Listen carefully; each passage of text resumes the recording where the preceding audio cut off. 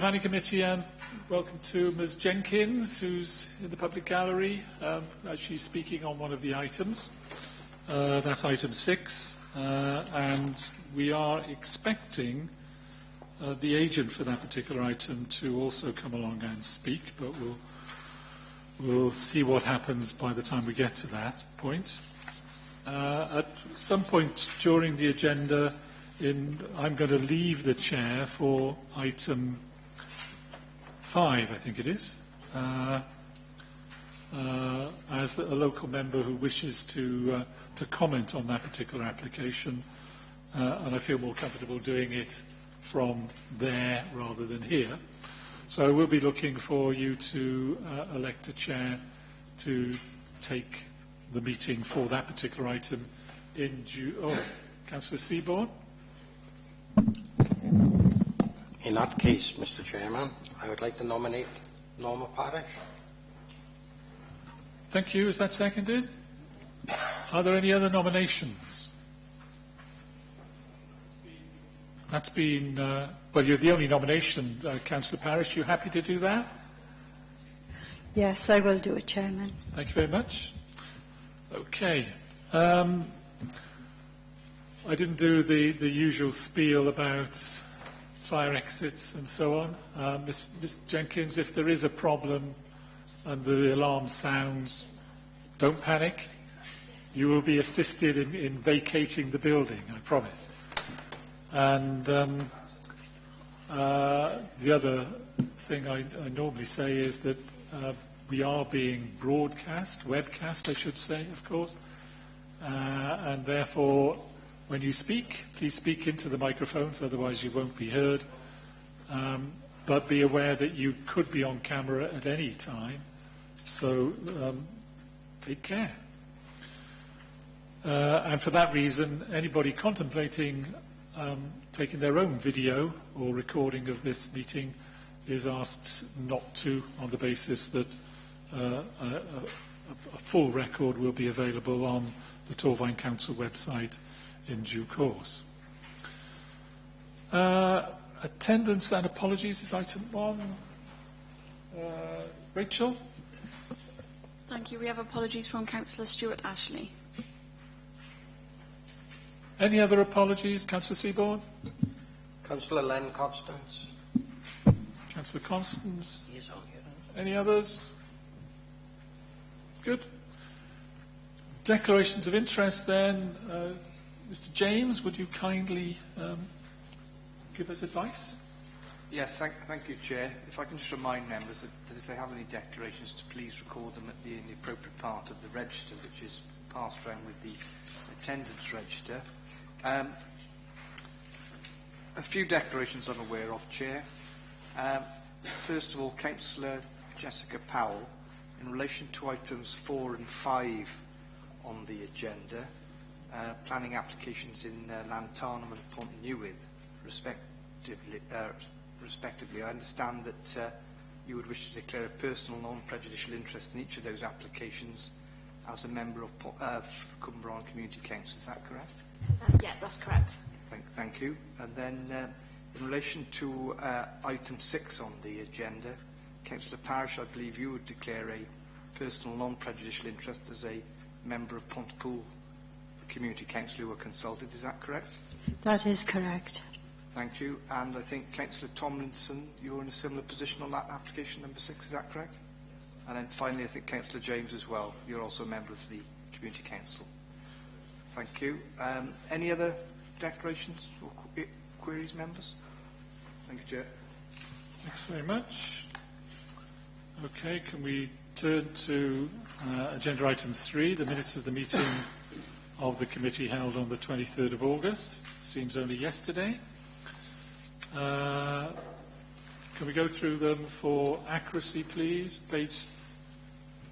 Well, on my iPad it says page 3. Good.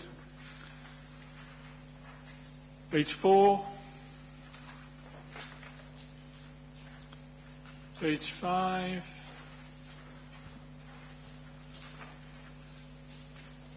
Page 6.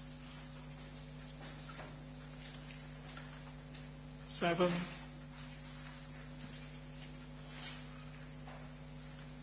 8 and 9.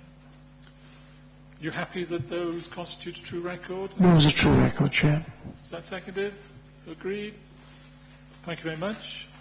Is there anything on those minutes that members wish to ask a question about or make a comment on? And likewise, from officers, is there anything that you'd wish to update us upon? Silence is regarded as you're very happy not to ask any questions. Fine. Good. So we'll move on then to item. Sorry, I've got to go through the Welsh. Hang on. Item 4, which is the application in respect of the land off Teacock Lane, Lantarnum, Cwmbran, and Rebecca is going to make a presentation. Thank you, Chair. Members will recall that previous outline consent was granted for this site in Lantarnum Malthouse Lane development, which went across the whole of the land from Cwmbran Drive across to the bypass back in June 2015. And then reserved matters for one land parcel of that site, which is the cottage, which is this area here, was granted back in June of this year. Now, this current application is to vary the condition 1 of the original outline consent, which would vary the details of the approved plans of that consent. This allows amendments to the red line of that original site area to reflect the land that Redrow actually purchased in the end. The amendments relate to the cottage land parcel, which I just pointed out. So if I just show you on here, so this was the outline consent. There's two little parcels here that are affected. This was the outline consent, and you can see that this red line for the application site ran tight to the boundary of that existing residential property. And the proposed amendments on the bottom, and there's the red line would step away from that residential boundary. And about 7 metres between the boundary then to the edge of the application site. And then following down from there. And then this is the other amendment. That's the existing cottage farm property. And you can see the shape of the boundary there. And it's proposed to amend that. So it goes wider along there to allow there's an access track round, and then there's a slither across the rear boundary there as well, which would be omitted from the application site. So this shows the amendment in the context of the reserved matters layout that was approved. So down here you can see that line there was the existing boundary, and then it shifted in there closer to the children's play area. And one of the things we were concerned about with this application was, could the children's play area be retained in the position which was approved? So the applicants have submitted this as an indication that it can. And then up there again around the cottage farm, you can see it's this bit down here and the slither across the bottom. And then here again, this is the land adjacent to the existing residential properties. You can see where the boundary was originally down there and it's stepped away closer to the play area. It shows there how the play area can be accommodated. So that's a bit dark, but this is the cottage farmland. So originally the boundary was tight to the residential area there. But it now would encapsulate this track. I don't know whether it's a bit dark on here to see. You can see the track which sort of sweeps around and goes down to the back. And then this is adjacent to the High Winds property there. So at the moment it's agricultural field, and the boundary would step closer to us there. Now, the neighbour who lives in this property has objected to the application. If I go back to the layout, I can explain better on there.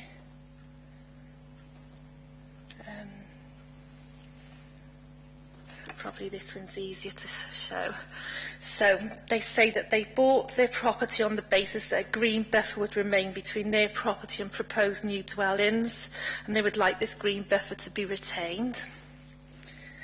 They say that the amendment to the red line will mean that the neighbour's boundary would wrap around their property. They considered this would make it difficult for them to maintain their boundary, would impact upon their privacy and devalue their property. So if I explain, this land, it's understood that this resident here would retain ownership of all that land. So they're concerned that this garden could potentially extend around. But Redrow, who are the applicants, are aware that if that land were to change use into residential curtilage, a separate consent would be required. And they're also concerned that the area of land which would be omitted from the application site could be changed into residential curtilage, which is what I just said, that if the person who's retained ownership of that land wanted to change it into residential curtilage from the current agricultural use, a separate application would be required. And the resident also is concerned about adverse impact upon their residential amenities. So we're recommending approval of the amendments to the red line by varying condition 1, subject to a deed of variation of the original section 106 for the outline consent. Thank you. Any comments or questions, please?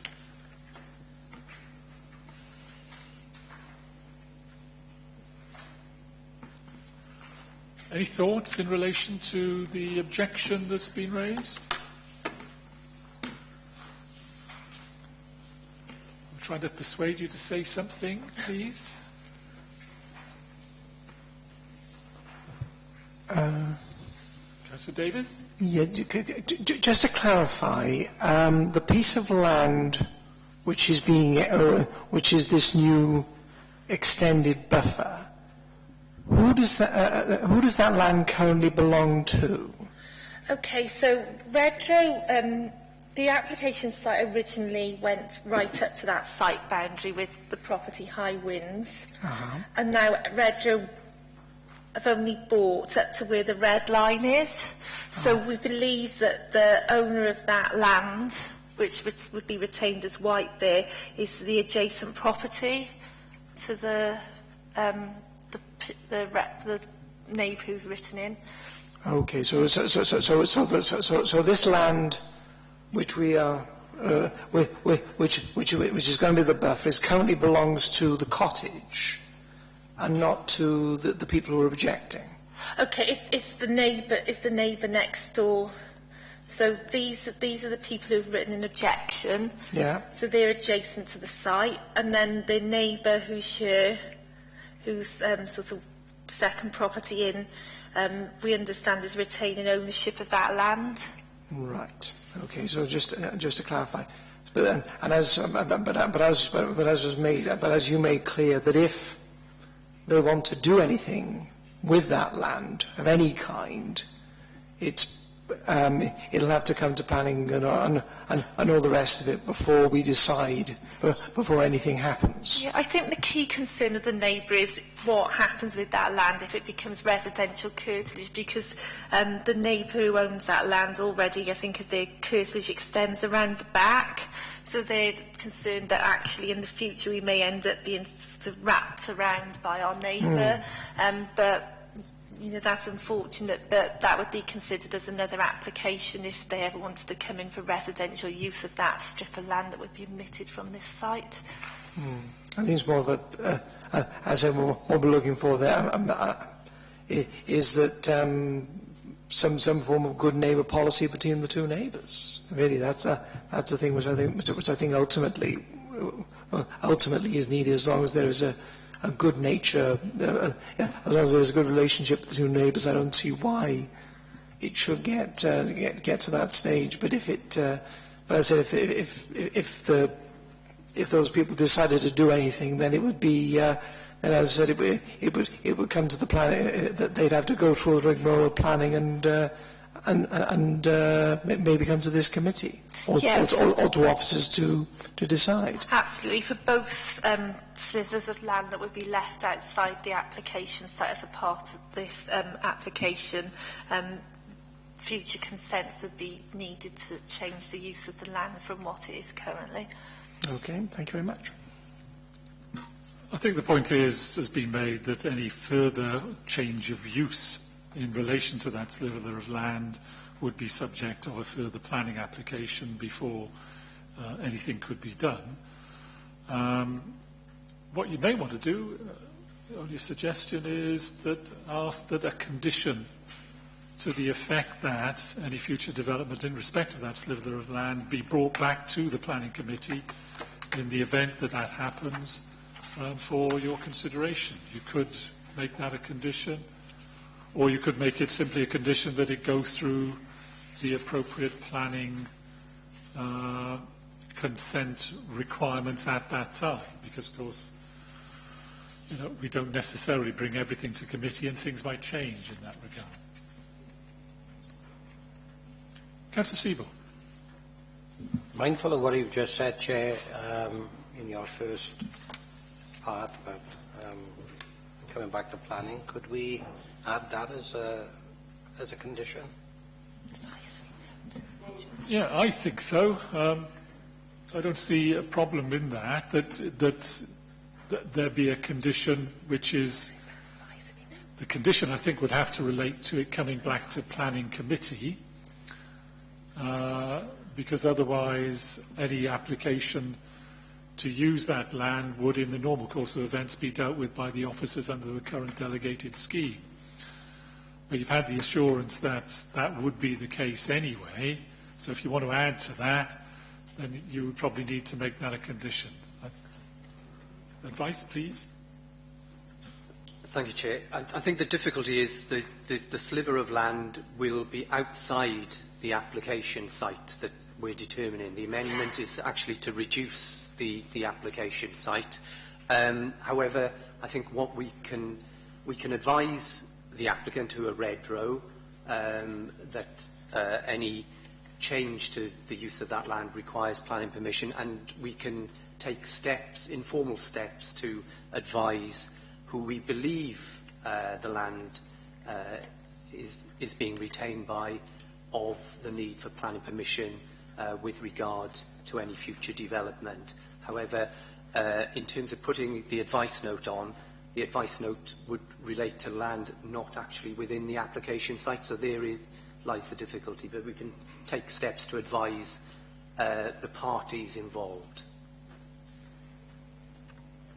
Yeah, I think I understand that, although it does seem to be that we are being asked to consider matters in relation to that land, and therefore I think the planning committee could legitimately make a note to that effect, shall we say, rather than a formal condition, because the formal condition would relate to the approved application rather than, as Norman has said, a sliver of land which is being discontinued in terms of this application. If you take my drift, yeah. In that case, Mr. Chairman, could I second your proposal to add that? I can't make a proposal, at least I'm not going to make a proposal. The suggestion, I think, simply is that a note be added to the minutes of this meeting saying, you know, effectively what Norman has said, that in the event that there is any future proposal in relation to that sliver of land, that be a matter which goes through the appropriate planning process at that time, and that we can therefore point to the people who've raised that concern that we have made that note and it is part of the official record. Something like that. Is that happy? Are you happy with that, colleagues? Yes, I think so, Chair. Yeah, obviously I don't want there to be any conditions imposed on land that's not within the area and considerations of planning application. So hopefully that clears that bit up without actually causing any problems for anybody. So we'll make a note of that effect. Right. Councillor Evans. Thank you, Chair. I agree. I think we should note it, but I also understand that Rebecca's already mentioned it in her presentation as well. So I think we are well aware of it, but I would agree that we could note it. Fine. Are you happy then to approve the application on that basis that there will be the note as part of the minutes of this meeting? Is that moved? I would like to move the recommendation, subject to any conditions, Chair. I second that. Are you all ready to vote? All those in favour, please show. That's unanimous. Thanks very much.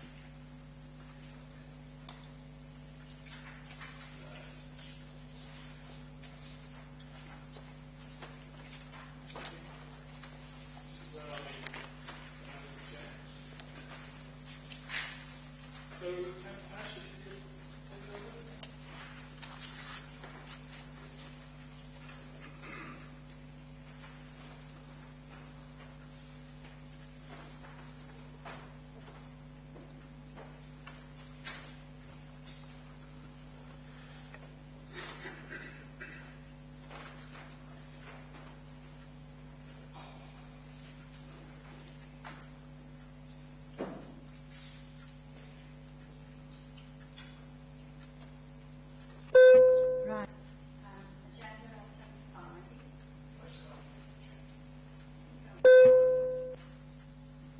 Am I using the wrong one? That's right now. Agenda item 5, application number 16/P/00260. Decision date due by 21st September, and the proposal is change of use to retail A1 sale of sporting and hunting goods, and the site address is Gun Shop, UK, Croftwick House, Chapel Street, Pontnewydd. And is there a presentation for this? Right. Over to the planning officer. Thank you, Chair. The application we're dealing with today is a retrospective planning application for a change of use of a premises at Croftwick House on Chapel Street in Pontnewydd to an A1 retail use for the sale of sporting and hunting goods. In March 2016, we had an enforcement complaint that a gun shop had opened. Following investigations, it appeared the planning permission was required from, it was previously used as industrial, and a change of use to an A1 would be required. The applicants subsequently submitted this planning application. They have requested limited opening hours of Mondays to Fridays 4 till 8 p.m. and Saturdays 9 till 5 p.m. Here you can see the photographs of the premises. It consists of part of this building, of the conservatory at the front, and there's a lean-to part of the building there. That's where the gun shop is located. And there you go, you can see down. Parking is, it's a communal area of parking. As you can see, this was taken in the middle of the day, and various other uses do use these areas for parking. We've had 3 objections from residents. They are concerned about parking issue and also safety issues in terms of the products being sold at the premises. In terms of, from a planning point of view, the selling of firearms and ammunition and associated goods is strictly a retail use, similar to any other retail use that we consider on other properties. Gwent Police have confirmed that the applicant has a licence to trade firearms and ammunition from this premises. So we have to consider this as a retail premises, and the type of goods to be sold is actually, the guns and the safety issues, they are legislated by the police. In terms of the parking, there is an issue with parking on the site, but the Highways Officer has said that given the limited hours of opening and the fact that they are outside the main office hours, it's considered that this use wouldn't advertently affect the parking on the site. So, as stated, the objections from the local residents, they are summarised in the report, but the main issue from a planning point of view is retail acceptable on this premises? Normally with industrial uses, we try and limit retail uses. However, in this case, given this special nature of the goods to be sold, we felt that this premises was actually acceptable for that use.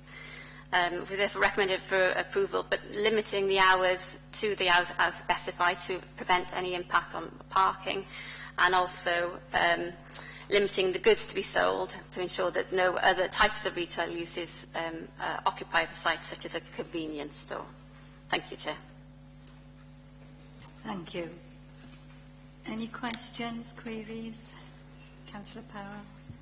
Thanks. Okay. Yeah, I've got a few. I've had quite a few residents come to me about this one, obviously because of the nature of what's being sold. There were three main issues that things fell into. One was obviously the parking. Although we're talking mostly outside office hours, you know, you only need a group of people, for example, on a Saturday, and those will be straight onto the residential areas opposite. So there's concern there. And the other one is about the nature of what's being sold. I know we've said in the report that a sort of public perception of fear is not really acceptable planning consideration, but it is quite pertinent. We've seen that the precedent of the one, the Tea Cork shop, obviously that's on an industrial estate, whereas this is right next to a residential area, and you've got the school around the back, etc. So there is a lot of concern, which, you know, I agree with. It is worrying if you're walking kids back and forth past that. The third one is that as it's a retrospective application, this sort of linking into the perception of fear, then that this was set up and nobody knew about it. I know certainly members didn't know about it. The planning office didn't know about it until it was called in from a member of the public, which has led to, again, this sense of, you know, we're not sure what's happening. I know in the report it said that we'd have comments from the police. So I was wondering if those have come in as well, and if they have, can we hear them? Thank you. Yes, I spoke to the firearms department, the firearms licensing team this morning, and they've confirmed that they are aware of the premises, and the applicant is licensed to sell those goods from those premises. So it is controlled by the police, and they are aware of it. In terms of the parking, maybe if Paul can answer those. Thank you, Chair. My understanding of the application was that the applicant indicated on the application form that the existing use within the building was an office use. We didn't see that, given the opening hours for this proposal, that it would generate significantly a large amount of traffic. We would have been concerned if the opening hours were from early hours of the morning, but given that the building already had an existing office use, according to the form, we didn't object to this application. Thank you. Right, there's two more speakers. Councillor Waite and then Councillor Morby. Yes, Chair. Is this premises going to be just for actually slug guns and pellet guns, or are there going to be bows and arrows and crossbows and all that sort of sporting equipment, or is it just solely for slug guns or rifles or whatever, you know? Planning officer will let us know. It's for they've applied for sporting and hunting goods, but that does include licensed firearms, ammunition, equipment such as boots and camouflage gear, and it can also include sort of hunting knives and just ancillary goods to that field of sport. Councillor Morby, and Councillor Evans after. Thank you, Chair. I think it's because this is a specialist type of retail outlet that we in the local area feel it is out of keeping with what is at that point, as the picture you can see, an industrial area, and of course consent was not given for retail use prior to this shop actually opening, and that just opposite that picture, in fact, are residential houses, and just beyond that picture behind those trees is Cumbrand Drive, which has immediate access to Maindy Primary School as you go over the bridge over Cwmbran Drive. And therefore, the views of residents, I think, are pretty clear that this is not the right place for such an establishment. And the fact that currently the shop is only seeking opening hours of 4 o'clock till 8 o'clock in the evening doesn't actually give me any comfort in relation to the parking issues, maybe in relation to traffic using the roads, but in terms of parking issues, as I said, just opposite there is a residential area with a parking area intended for residents. And I think it's clear from the report that the number of spaces available on site for the gun shop use is restricted because there are other uses in that car park, other functions being performed as well as the gun shop itself. So the amount of car parking spaces available is certainly not going to be 12 throughout the day for customers, and because it is 4 o'clock to 8 o'clock opening, those who can't park directly outside the shop will inevitably go into the car parking areas which are available just across the road at the time when residents will be returning home from their work and school and so on, and would want to use what they regard as their parking area. So I think it is very much out of kilter with the area. I think what Councillor Powell has already said in relation to the other gun shop in the Cwmbran area being on an industrial estate is actually the most appropriate place for such places, and not in what is adjacent to a residential area, and it's on that basis that I'm suggesting that we should turn down this application for a reason that we are not satisfied that it is the appropriate it's appropriate to have retail use on what has hitherto been an industrial site. It was previously a ventilation installation firm who occupied that building, and that the parking issues of the residents are genuine and are not assisted by the opening hours that the applicant is putting forward.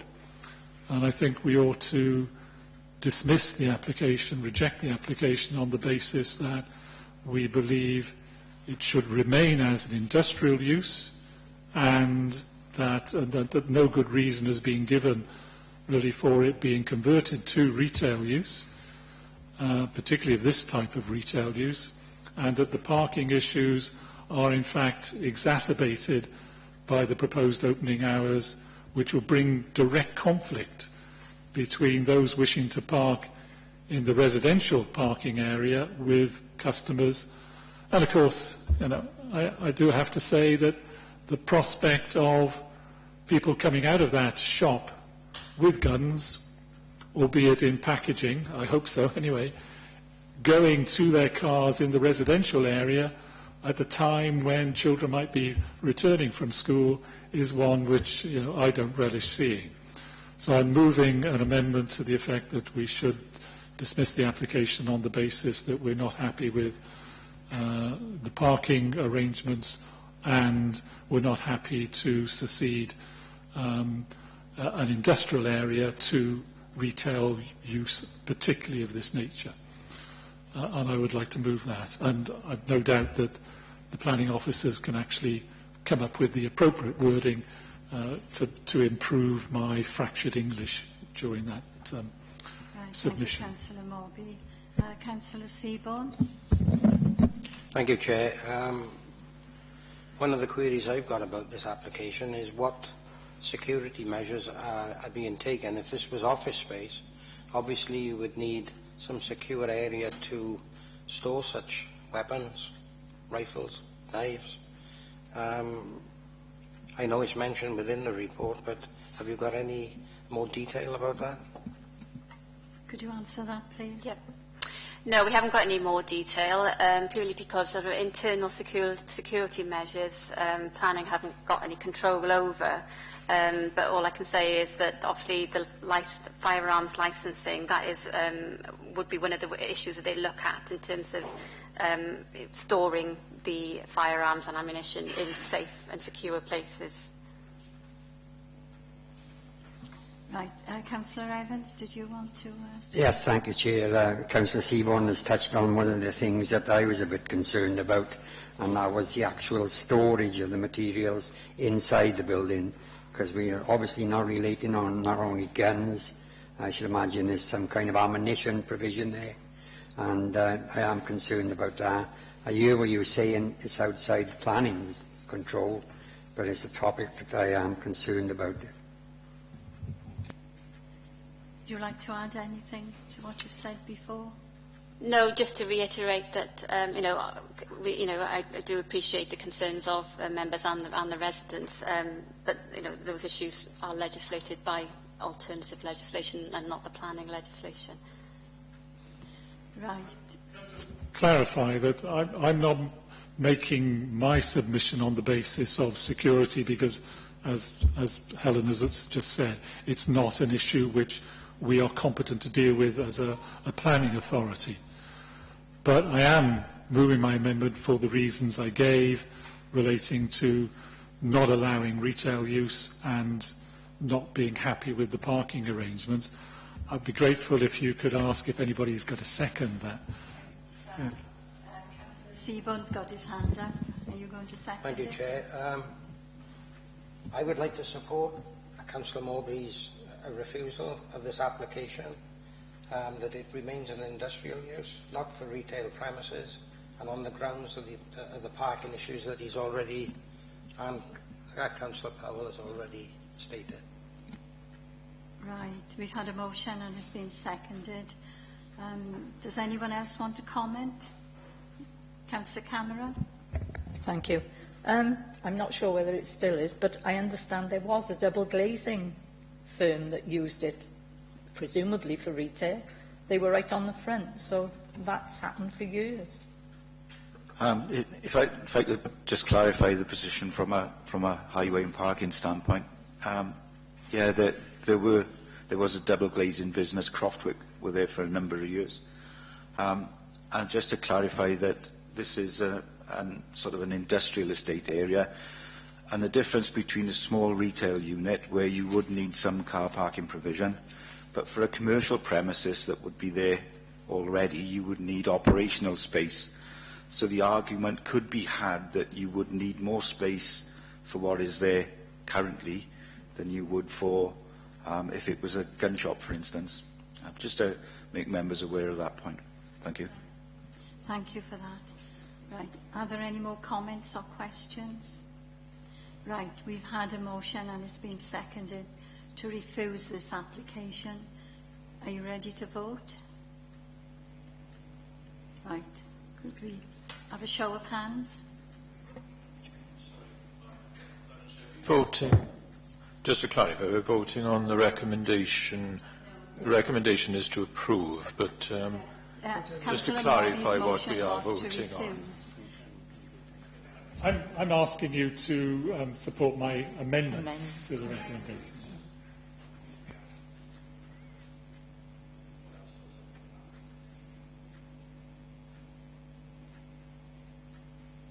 Right, your amendment. Do you want to repeat it, or is everybody clear on that? Can I just come in a second, Chair, please? I don't think it is an amendment, because there's not been any motion, is there? What it is, I think it's Councillor Morby is putting forward a motion to refuse the application, and that's been seconded by Councillor Seaborn, and I think that's the motion that the Chair now wants to put to the committee. Is that yeah, I don't disagree with that, but to be clear, I don't think Councillor James is still talking about we're going to vote on the recommendation. The first vote I'm asking for is on my motion to refuse. If that fails, then of course you've got to deal with the recommendation. So we are voting now to refuse the application. We shall have a show of hands. 1, 2, 3, 4, 5, 6, 7, 8, 9. Those against the motion? Oh, I don't know. Those against? 1. So this application has been refused.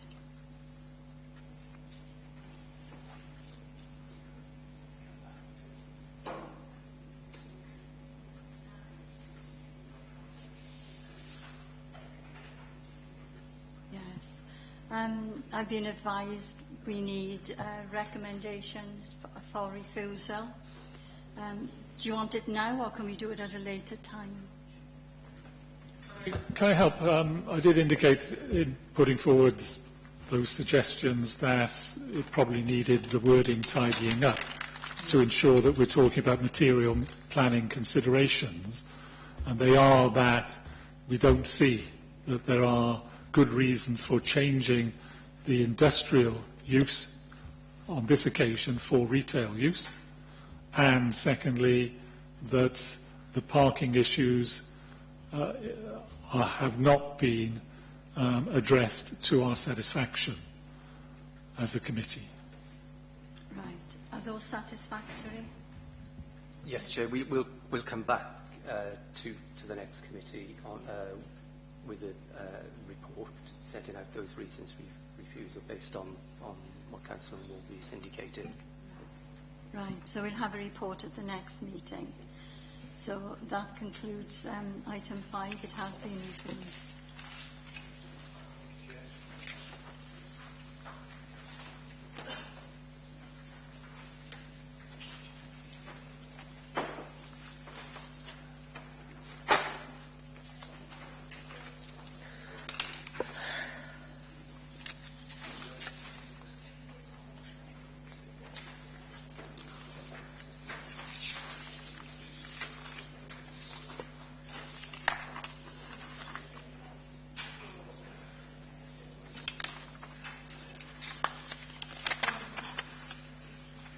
Okay, thanks for that. Item 6 then is the residential development comprising 34 houses and associated road access points at the old Pontypool Hospital site in Ponywennydd.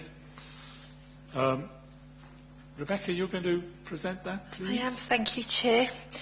Just two administrative points to note before I start. The report itself says that Mr Rawlins is the applicant, and that should also say Mr Rawlins of Geminus Developments. And then if you look at page 56 of the report, of the agenda, under the heading Highway Safety, second paragraph down in that, last sentence, it said, as well as the fact that residential consent has previously been granted for 25 dwellings at this site, and that should actually read, as well as the fact that there was a previous resolution to grant consent for 23 dwellings at this site.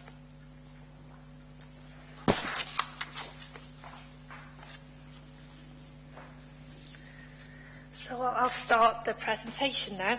The application relates to the former Pontypool Hospital site in Pontypool. Obviously, the site was demolished around 15 years ago, and now it's vacant and overgrown.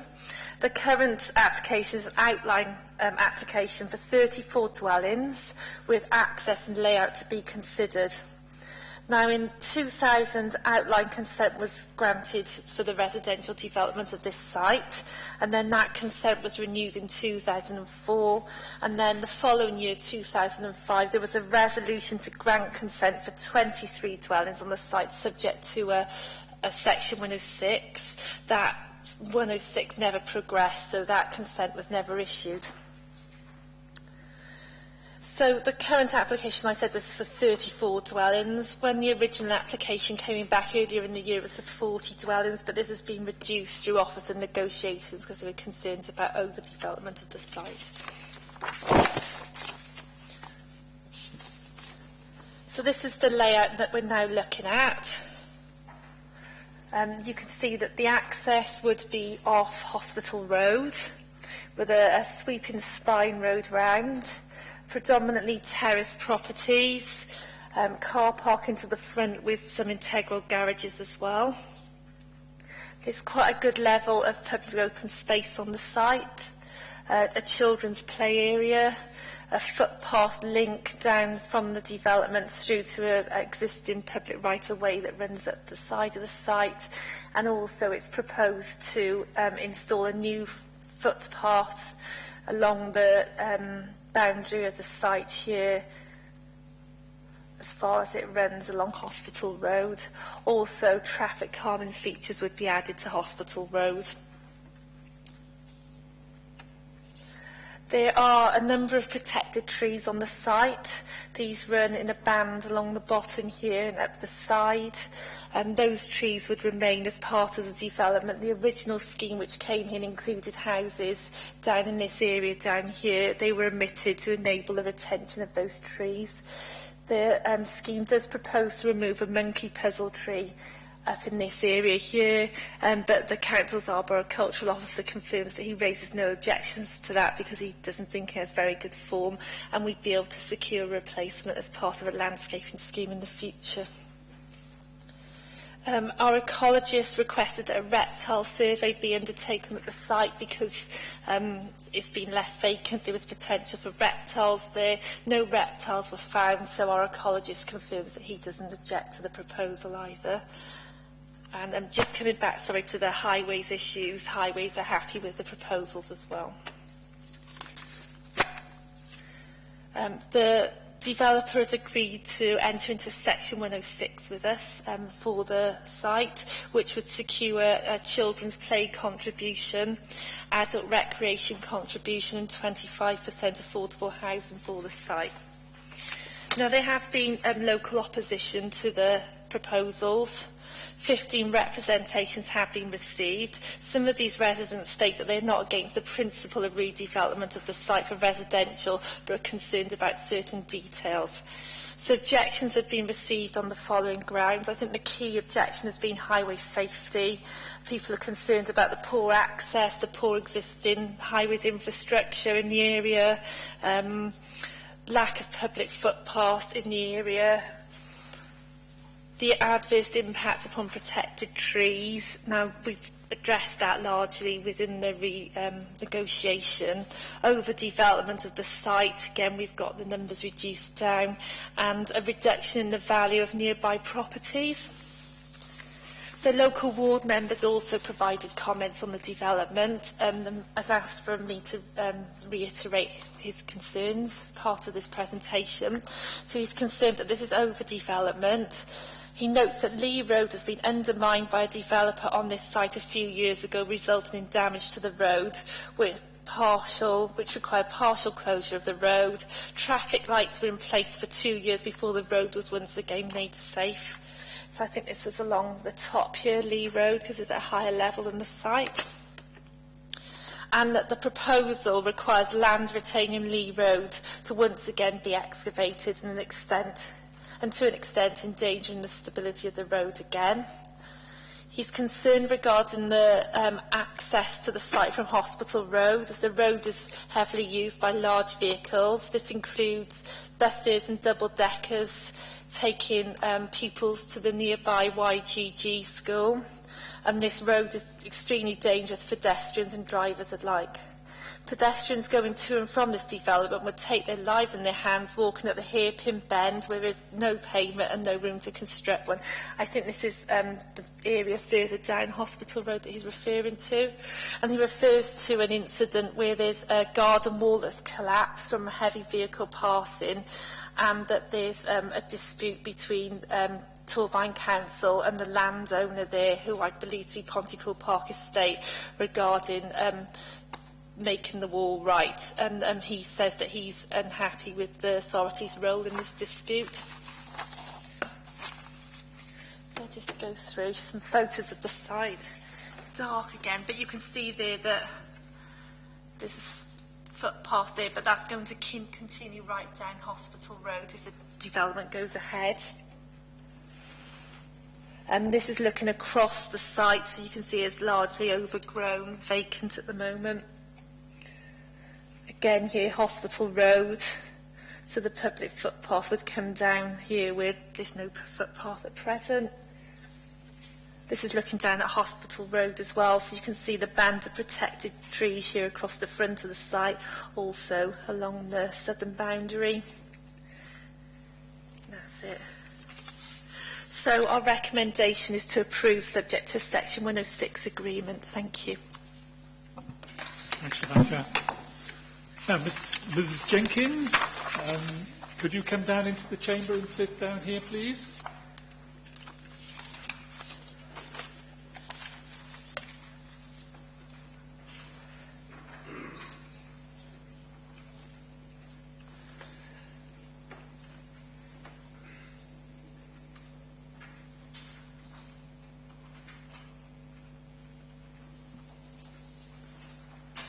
If you could sit down at the front there, there's the microphone and there's water there if you want to have some refreshment. Now you're limited to 5 minutes, which will be timed by Mr. James there. He'll give you a minute warning when you're running out of time. Right. Is it possible to give me just a few seconds over, because I can read it in 5 minutes fast? But well, if I take a little bit more expression to read it, it'll take slightly longer. Afraid not. We stick to that rule quite strictly. Yes, please. Okay. It's starting when you speak now. Oh, I'm not here yet. Hang on, I've got to get my thing. Okay. Oh, good. Thank you. Okay. Whilst I'm waiting for this to come up, what I want to say probably repeats a lot of what Planning Officer has already said. But it's from a descriptive and a personal point of view, so it might give you a better picture of what is actually happening on these roads. So I'm starting now. I last attended a meeting like this in 2003 when the Pennygarn Heights development was proposed and spoke to highlight the plight of drivers and pedestrians on Lee Road then. I asked that improvements to Lee Road to support the extra traffic generated by that development could be considered. And if they were considered, they've been deemed to be unnecessary. This development will further increase usage of both Lee Road and Hospital Road, and so I'm making the same points now. Lee Road is neither straight nor wide. It has several blind bends and junctions along its length. It has no pavements, except for the short stretch of pavement on the length of the Pontypool Hospital site which it adjoins. And the carriageway is often further narrowed and walking and driving made more difficult by the following range of situations which may exist singly or in combination. It has a mature hedge bordering almost the full length of the road on one side, which grows and extends into the carriageway, sometimes by several feet, from April until October when it is cut. It has drains which can't cope with wet weather and overflow, causing a stream to flow to the next drain and to the next, and so on, leaving large puddles when the rain stops. It has unmarked road edges, which are also breaking up, causing dips and cracks in the surface, making walking difficult and providing no visible edge for drivers. It has an irregular camber. Parked cars and delivery vans obstruct vision, as well as space for both drivers and pedestrians, and once each week, rubbish and recycling bins are extra obstacles. All these cause pedestrians to have to walk further out onto the carriageway and obstruct traffic. In addition, some lights are decommissioned and signage is inadequate. None warn drivers of the lack of pavements or of the possibility of meeting pedestrians, and one sign faces the wrong way, not alerting drivers to a junction with Lee Road on a blind bend on the left-hand side, but informing traffic travelling the opposite way of a non-existent junction on the right. Lee Road has no public transport service, forcing residents to walk if they can't drive. I've been brushed by cars on 3 separate occasions whilst walking Lee Road, and had to jump into the hedge on another, in daylight, to avoid a car whose driver didn't see me, and despite knowing the road and its difficulties, when driving one wet night, I almost hit a pedestrian walking in the darkness of the hedge, when I was blinded by the lights of a car travelling toward me in the centre of the road, avoiding the traffic calming bumps. I turn your attention now to Hospital Road, which can be less safe than Lee Road is. It is one of the main access roads from Lee Road and will be the only access road for all residents of the proposed new development. Hospital Road has its own parking problems and only intermittent pavements. It also has no public transport service. However, Hospital and Lee Road together provide the access for 14 full-size buses, I counted them this morning, travelling 4 times each school day, sometimes in convoy, to and from Ysgolgell and Gwynflew. And neither they nor any other long and or wide vehicle can get around a pavement-less, narrow Z bend, close to the entrance of this development, without crossing the centre road line for some considerable distance. This could happen 56 times each school day from the school buses alone. Immediately before the Z bend is a small piece of land, which is regularly used as an escape for drivers, unexpectedly confronted by a large vehicle on their side of the road on the bend. 1 minute to go, Ms Jenkins. Okay. A stone wall bordering this piece of land is now a heap of stones, having been demolished by vehicles not stopping in time. It also provides a refuge for pedestrians waiting to access the bend. I believe this land is privately owned, and if it should be fenced or made inaccessible as an escape, could make this bend more hazardous. As a pedestrian, if you happen to be on that corner when anything larger than an average car is taking it, or when there are 2 vehicles travelling in opposite directions at the same time, you are in danger. And this development, if approved, will subject any number of another 34 household members, either driving or walking, to negotiate this pavementless Z bend. Those who do not drive will find it necessary to cross this road so they don't find themselves in the path of drivers who wouldn't be able to see them or know they are there, and who themselves will be hugging the edges of the road in fear of oncoming traffic. There is no room for people to walk side by side. Sorry? Thank you. Finish? I'm afraid we must finish you there. Can I just make one plea? Can I just ask that you people who will be responsible for making this application, for approving this application, actually walk and drive these roads, face those Z bends, face those buses. Yes, thanks. We've already had a site visit and we've experienced... I don't think a site visit will do. I think you need to walk in daylight, in darkness, in wet, everything. Thanks. Thank you. Mr Wooden. Thanks very much.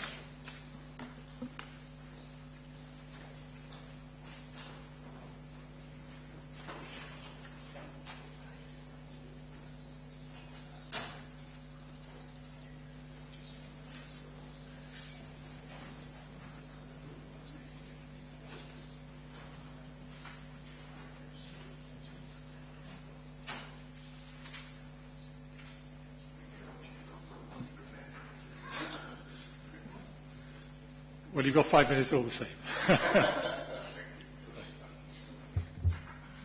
Thanks very much.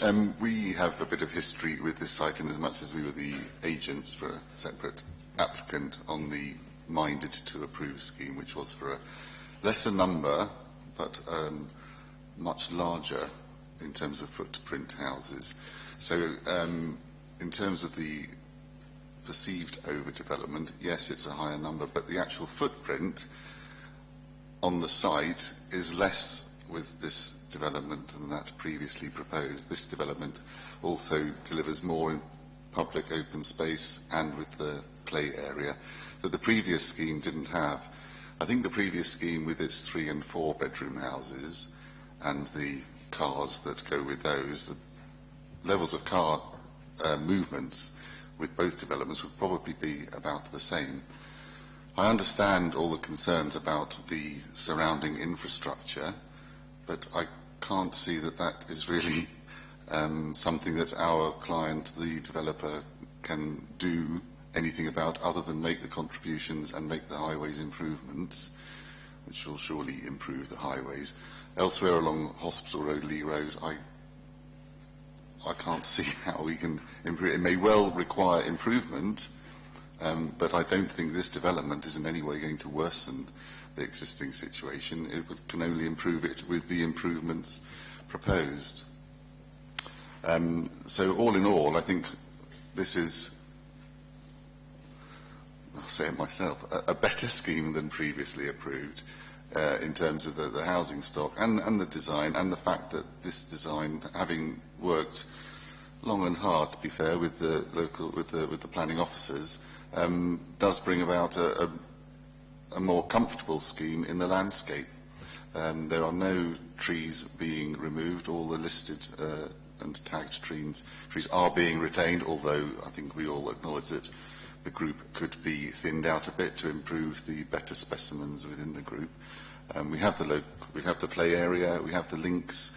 So in terms of landscape, I think this scheme has turned out better than what has previously been approved. So that's all I have to say. Thank you very much. Thank you.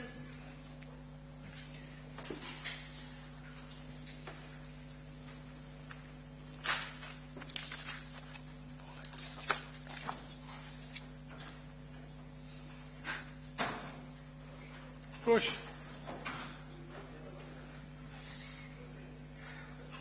Just wait for Mr. Wootton to return to the gallery. If he can open that door. Fine.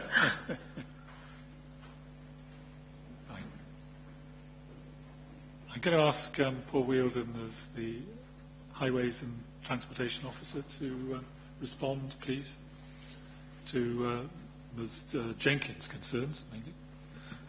Thank you, Chair. If I could, Chair, could I just raise the issues first that were raised by the local member in the letter that Rebecca read out regarding the retaining structures along Lee Road and a retaining or a wall which is probably just south of the existing boundary of the site. The wall to the south of the site is not the responsibility of the council. My understanding is that there were questions raised by Pontypool Park Estates as to whether that wall was ours. We said, quite rightly, that it wasn't, and we asked Pontypool Park Estates if they thought it was ours to prove that it was ours, and they couldn't. So that's where the dispute arose, and we are quite clear that it's not our wall. Pontypool Park Estates haven't proved that it is our wall either. So there we are. That is the situation with that. With regard to Lee Road itself, it was undermined by the original developer, not this developer. It happened probably about 4 or 5 years ago, and there was a crack that appeared along Lee Road. We got the developer at the time, or probably we put some traffic lights up to make it safe, and we got the developer then to reinstate an embankment along there, which then we took the traffic lights away because there was no further movement. We will monitor that closely with development of this site. We have procedures in place to enable us to do that, and we have procedures in place to approve any works that the developer will do there, and we have requested a method statement as part of the plan application. With regard to Ms. Jenkins and the existing highway infrastructure, I can't dispute that there are inadequacies in the highway network in this particular area, as there are in significant other areas within Torfaen. That doesn't mean that we stop development altogether. It is not for limited to development such as this to fix all the inadequacies in the highway network. I mean, what we try to do is get some mitigation and to try and get some improvement where we can. No doubt the footways in this area are poor. If you look at Hospital Road, there currently is no footway along the frontage of the site. And there's a bend at the bottom of the site and there's no footway there. So what we've done is we've tried to get improvements where we can. We've got a footway fronting the total length of the site. We managed to secure through a previous agreement improvement to the junction where Hospital Road meets Lee Road, where you can see on the plan Rebecca, where the existing junction was very tight, is now better. We've managed to secure, as part of this development, traffic calming on Hospital Road to try to reduce speeds along Hospital Road. I note the comment that vehicles do drive along the middle of the road and miss the traffic calming, but unfortunately we can't legislate for people that choose to do that. What we try to do is reduce speeds where we can, and traffic calming measures such as this have proven to reduce speeds front-end sites. I'm quite happy with that improvement. I've got to say that the existing network and footway does give me cause for concern. But I've also got to say that traffic movements, inadequacies in the highway network, bus movements, and the perception that that is dangerous and bad, that can only be borne out by a personal injury accident record. In this particular area and surrounding area, there is no personal injury accident record over the last 5 years. And in areas where in the locality there is, and I'm not talking about immediate in the locality of the site, but in the areas surrounding the site where there is an accident record, it is nowhere near anything that would give me cause for concern. Given the existing uses on the site, it was a hospital previously, and also there was a planning, a resolution to approve a planning application on the site for, I think it was 23 houses. Previously, I didn't feel that this increase either gave me any cause for concern. Therefore, as a highway authority, we did not oppose this application. Thank you, Chair. Okay, over to you, members, to debate the issues. Councillor Seaborn, then Councillor Powell. Thank you, Chair. I did attend the site meeting and we had a good look around there. But when, as Mr Jenkins said, we've not been up there in the dark. Could I just ask Mr Wheeldon what type of traffic calming will be used? And street lighting, is that adequate down the length of the road? Yeah, there are a number, I don't know whether members noticed when we were on site, there are a number of columns along Hospital Road, big wooden poles which have street lighting on them, and there will also be street lighting within the site. And what we ensure is that there's street lighting there to illuminate the junction and to give a good spread of light along that junction area where the traffic calming will be. So, yeah, there will be some improvements to the lighting. Thank you. Chair, but the traffic calming, will it be chicanes or will it be sleeping policemen as they are called? Or? Sorry, Councillor Seaborn. Yeah, the traffic calming will be speed cushions. There are also, which are the cushions which allow the larger emergency service vehicles to go through there so that they won't bounce in effect. There's also going to be some bollards, reflective bollards along there, and some, for want of a better word, is coloured surfacing, so it actually gives you a feeling that you are going into an environment that is calmed. Thank you. Okay, Councillor Powell, please. Thanks, Chair. Two things. First thing, the footprint of the dwellings going on site is smaller. Do we know the sort of predicted level of the number of adults who will go in as opposed to the previous application? Obviously, I know it will change in terms of how they're, but sort of, what we'd expect. Is it going to be substantially different in terms of how people are likely to own cars?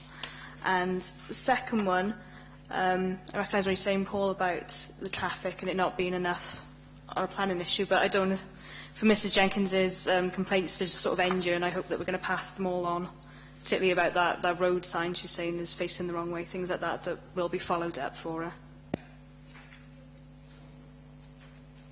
her. Thank you, Chair. Councillor.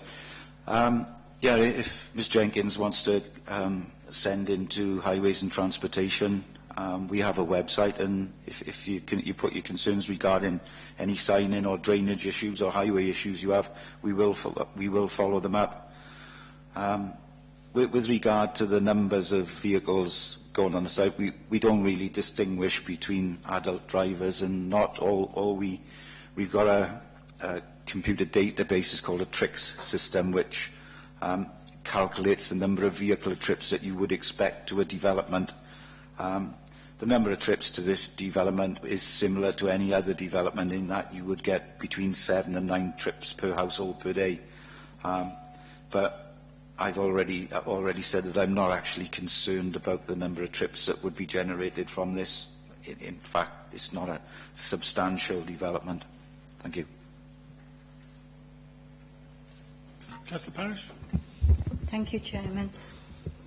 I was at the site visit, and the two biggest problems were the highways and lack of footpath. I mean, the highways officer explained that side of it, but the footpath, there were, I don't know whether they were telegraph poles or light poles, which people said these were in the way of putting a footpath there, and we were assured they would be moved to put a footpath in. I just want confirmation that this will happen.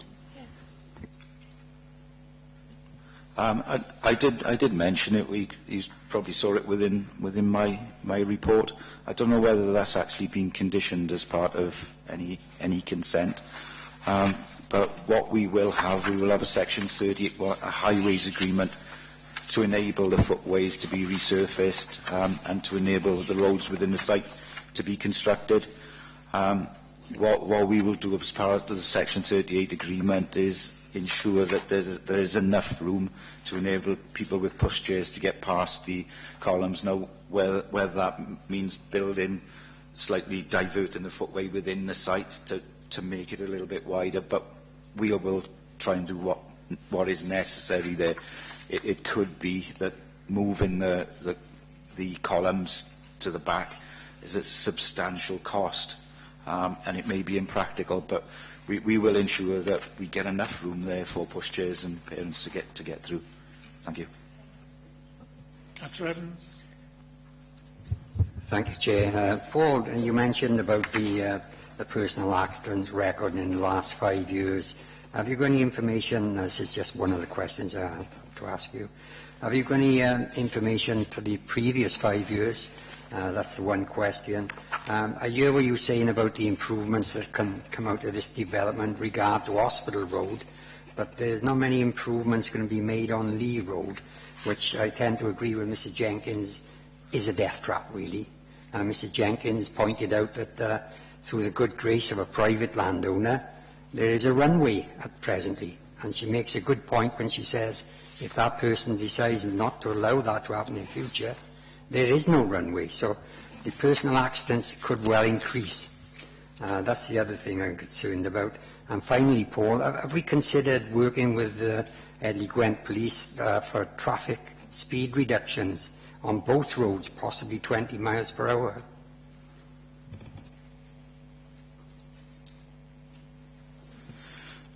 Councillor, yeah. I looked at the accident record. We normally go back 5 years. And that's what I would expect to be a reasonable period. But what I have done, I have looked back over the 10-year period and the 15-year period, and there is nothing there that would give me any cause concern. I think I looked at the 5-year period, in one place there was one accident. I looked for the previous 5 years and there was no other accidents, and the previous 5 years again, no accidents again.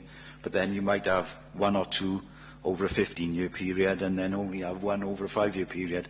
So I looked at it and got a pattern for the over 15 years for the pattern of the accidents in the area. With regard to improvements on Lee Road, there is already a system of traffic calming on Lee Road. If you see it looks like a straight at the top of the site. There's traffic calming along that section of Lee Road already. Vehicular speeds on Lee Road, I don't anticipate as you go further to the left, where Lee Road narrows down substantially, that you've got a record of high speeds along that section. In any event, it's particularly narrow, and it's traffic calmed in some areas as well along there. With regard to improvements along Lee Road, or in fact on any road, it's awful difficult for it to get a development, because it would only be the development that would pay to negotiate with landowners to carry out any improvements. And as far as planning legislation is concerned, and Richard would always questions me on this, is when I ask for improvements, I've got to ensure that that improvement is linked to that development, and the development is proven to be contributable towards, in a significant way, towards that improvement. We've looked at Lee Road over many years to try and get improvements on Lee Road when the school was at the bottom end of Lee Road, and it was really difficult to get anything done on land that wasn't in the control of either the Highway Authority or the Council. While we do try to look for improvements, generally they're always better suited outside the site, and we've got some improvements here. And to get improvements in the wider perspective really shouldn't be down to small developments. It should be down to a strategy that the council have for highway improvements, or where we could say, yes, there is money available for us to negotiate with landowners to do these improvements, but generally we haven't got the money and we can't negotiate with the landowners. Thank you. Anyone else? Councillor James? It's just of my favourite issue from surgery of parking, really. Is the reference in the Highway Safety, page 56, about the integral garages, and then the two conditions 6 and 7, I think, about garages. I notice 6 refers to... 6 is the parking spaces, I take it, isn't it, being in perpetuity, that they can't ever be built upon. That's what that's saying, I suppose, isn't it? But presumably with the garages, that there can't be something similar with garages, that they always have to be subject to a planning application, I suppose. Can they be used as garages in perpetuity? Can that be specified in a condition? Because I know this is an issue that people very rarely use integral garages, and I can see what will happen, that people will be using the whole site as a garage effectively. I'm just wondering whether that condition 7 could be for those to be used in perpetuity as garages. What we do these days, we've recognised that it is a problem in that integral garages generally, after a few years, they tend to get converted to an extra child's room or a snooker room or an extra room within the dwelling. What we try to do is to get it's something we looked at on this site, is to get the garages to be 6 metres by 3 metres internally, so that you have got room these days to park a car in them, because normally what used to happen was the integral garages were so small they were actually useless. But these days we try to get bigger integral garages, which has happened in this place. Condition 7 is something that we would normally ask for, is that they are used for storage of private motor vehicles and or purposes which are incidental to the enjoyment of the dwellings. So it seems to me that the condition does say they are only used for storage of vehicles. But I don't know about them being able to come in with a planning application at a later date to convert that garage then to a part of the dwelling. I would always oppose that unless they've got another space outside the property that they could use for the loss of the parking within the garage. So I'd have to put you over to my planning colleagues to perhaps give me a further response. Yeah, thank you, Chair. Yeah, in relation to a condition such as condition 7, obviously people can then make an application to relax that condition should they wish to use or convert the accommodation to habitable accommodation.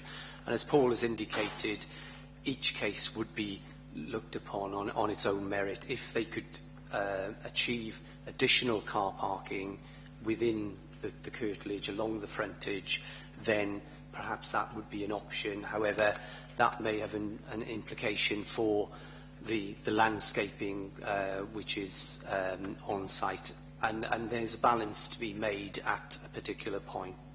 We have approved applications for conversion on other estates which have involved removal of strips of landscaping. However, obviously with parking demands and the size of garages being taken into consideration. However, the purpose of the condition is that they would need to come back to us with a further application. Thank you, Chair. Mr. Chair, just a supplementary question to that. I think the question was really about, in 6, it refers to the parking spaces being maintained in perpetuity, which presumably means that they can never be used for anything but a parking space. I don't even know if this is possible, but is it legally possible to make that a condition that you can't? Similarly, could 7 be maintained in perpetuity as garages? Do you see the point I'm making? Is it possible to include that in the condition, or would that be illegal to do that? In terms of requiring land or buildings to be maintained for a particular purpose, then it would be not possible for that to be done in perpetuity. I know that in terms of the wording, however, they could make an application to have that condition relaxed, and that would have to be judged on its own merits.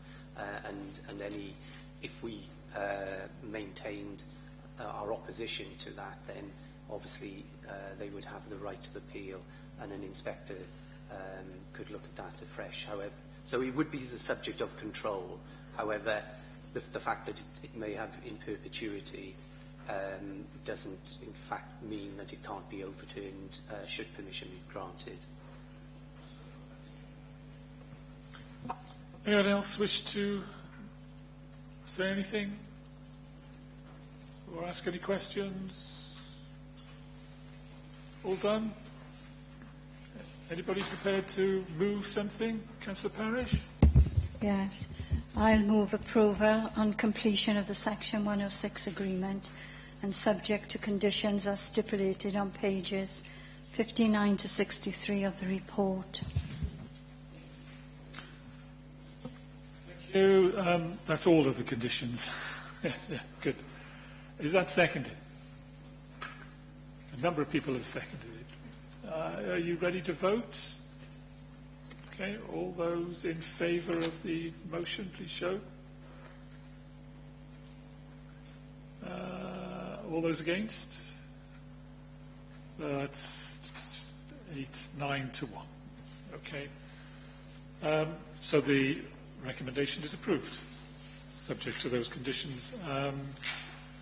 Thank you very much for the speakers who assisted our discussion. I'm sorry, Ms Jenkins, you'll be a bit disappointed with the outcome, but at least we considered all the issues as thoroughly as we could.